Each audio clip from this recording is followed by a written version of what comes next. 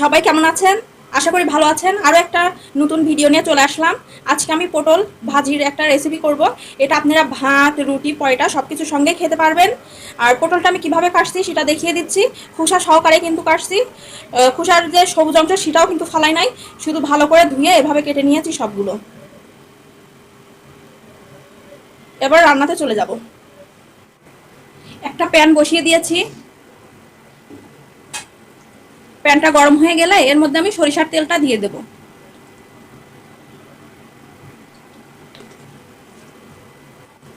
এখানে আমরা গোটা জিরে দিয়ে দেবো,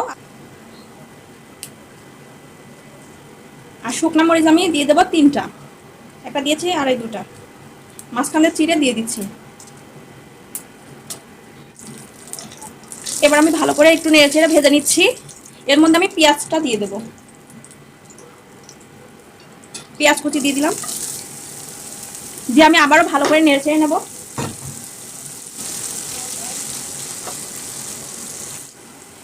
দেখেন পেঁয়াজটা আমি ভেজে নিয়েছি।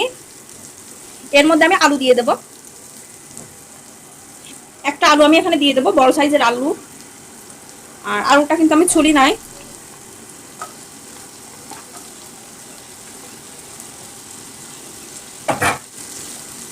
আলু দিয়ে আমি ভালো করে নেড়ে চেড়ে নেবো।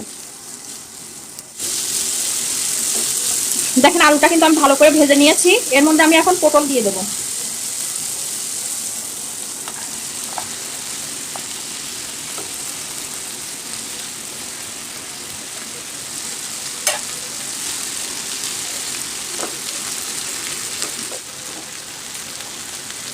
লবণ দিয়ে দিচ্ছি, ধনিয়ার গুঁড়া দিয়ে দিচ্ছি, হলুদের গুঁড়া দিয়ে দিচ্ছি, আরও 1 চামচ দিয়ে দেবো।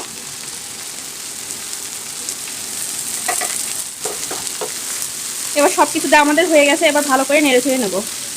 আমরা কিন্তু এখানে পানি অ্যাড করব না, কারণ পটলের মধ্যে যে পানি আছে না, ওটা বের হয়ে আসবে কিন্তু কিছুক্ষণ পর।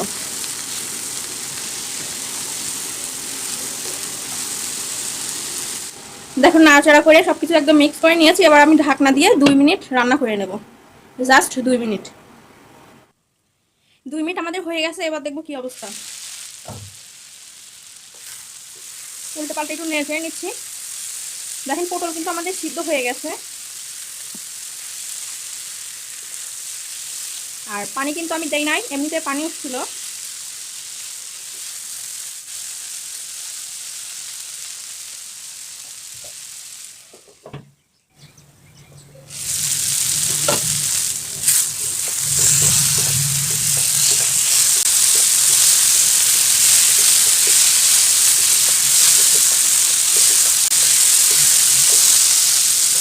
দেখেন অনেক ভালো করে কিন্তু ভেজে নিয়েছি।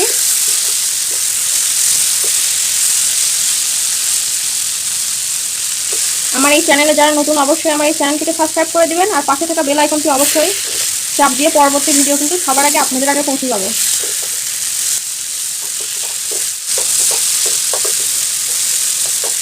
দেখেন ভাজি করা কিন্তু আমাদের হয়ে গেছে। এবার আমরা চুলাটা বন্ধ করে দেবো।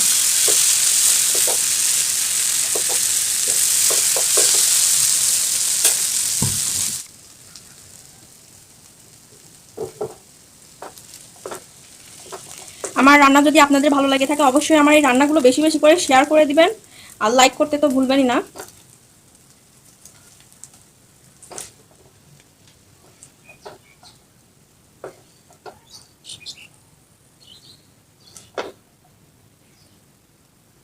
দেখেন তৈরি করে ফেললাম পটল ভাজির রেসিপি।